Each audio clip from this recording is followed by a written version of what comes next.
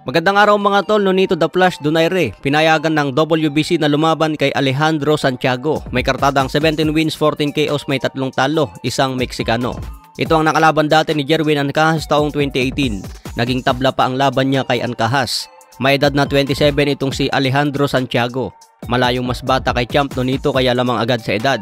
Huling talo ni Santiago laban kay Gary Antonio Russell, kapatid ni Gary Russell. Number 6 si Alejandro Santiago sa WBC, number 2 naman si Donaire. Burado na si Jason Moloney bilang number 1 dahil ayaw naman lumaban kay Donaire. Kaya ang mangyayari dyan mga tol, Donaire versus Alejandro Santiago para sa bakanteng WBC Bantamweight belt. Itong si Raymart Gaballo naman na number 4 at itong si Nawa Poncaincana na number 3. Maglalaban naman para sa WBC Eliminator. Kung sino ang panalo sa Eliminator, syempre ito ang mandatory sa maging WBC Bantamweight Champion. Kung manalo si Donaire at manalo din si Raymart Gaballo, siguradong rematch ang susunod na laban. Kaya magandang laban ang nag-aabang ngayon sa Bantamweight Division. Puro Pinoy ang nakapila sa iniwang titulo ni Naoya Inoue. Kung hindi sana umakyat si Cuadro Alas, baka isa na rin siya sa nakapila sa mga bakanteng titulo. Tingin ko dito sa kalaban ni Donaire mga tol, magbibigay din ng mahirap na challenge.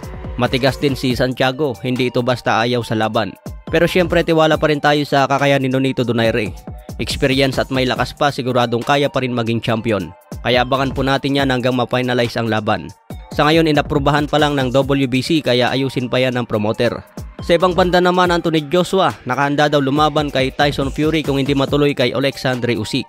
Sinisilip pa lang ni Eddie Hearn ang posibleng laban bago matapos ang taon.